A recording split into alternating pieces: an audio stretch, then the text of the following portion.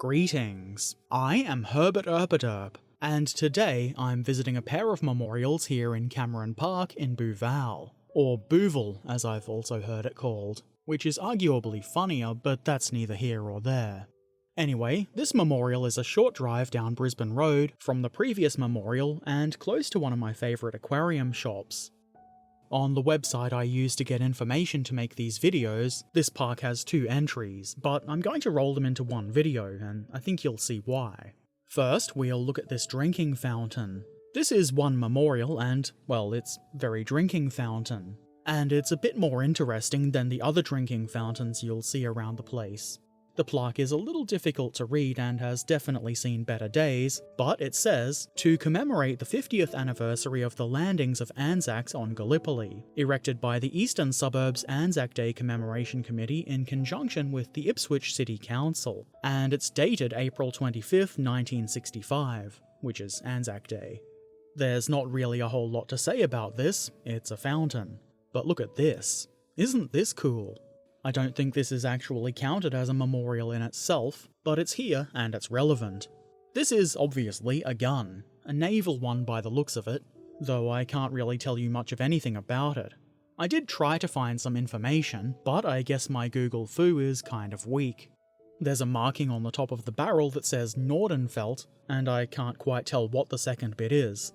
1'2", 1.5", 1 2-inch? I have no idea.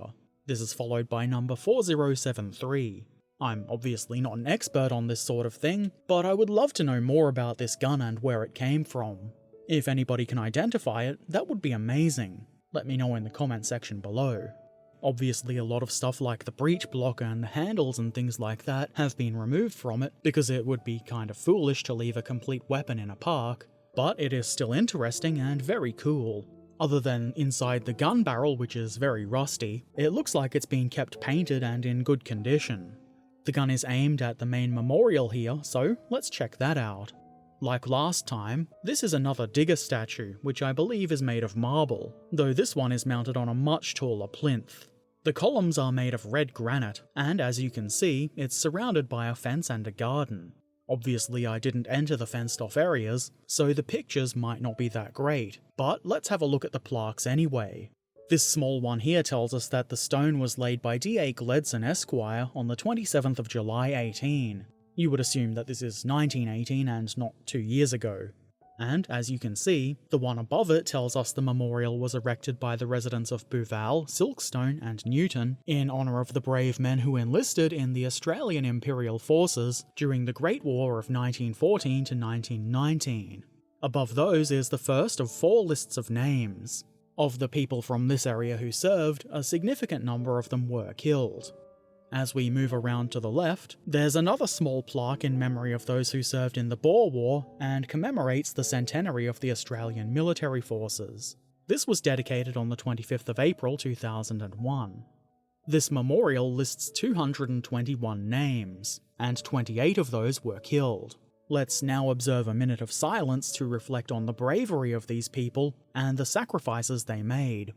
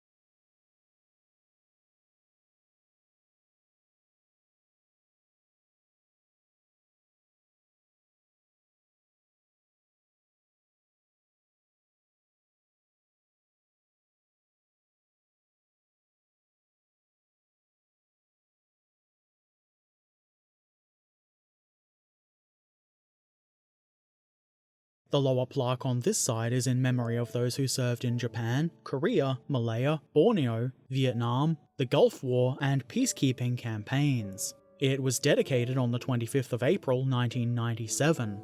As we come back around to the front of the memorial, you can see just how tall this thing is.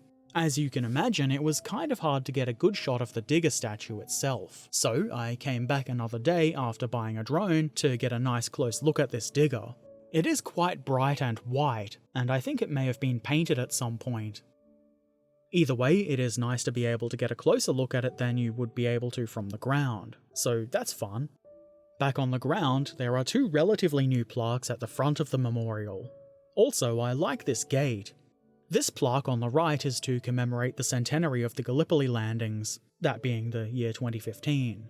It honours the bravery, courage and fortitude of the men and women of the area who served our nation during World War I.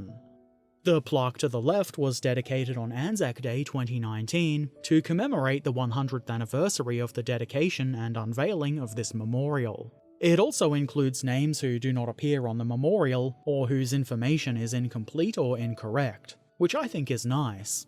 It's kind of like an update without having to change the original. Anyway, that's about it. I hope you found this interesting, and if you have any questions or comments, please put them in the comment section below. If you haven't done so already, why not subscribe, follow, ring the bell, become a patron or YouTube member, or maybe just come say hi on Discord or Twitch. Links to all of my things are in the description below, and as always, I shall return soon. So until then, be excellent to each other, and thank you for watching. Farewell.